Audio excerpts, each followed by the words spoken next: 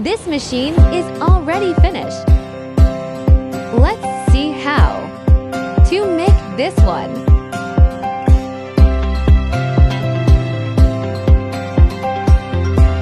This spindle is for drilling the hole drilling one too. This is for tapping.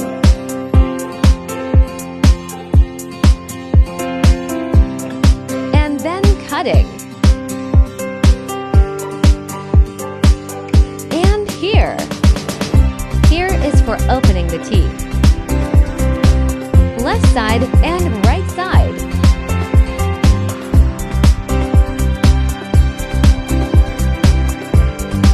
Left side and right side open teeth.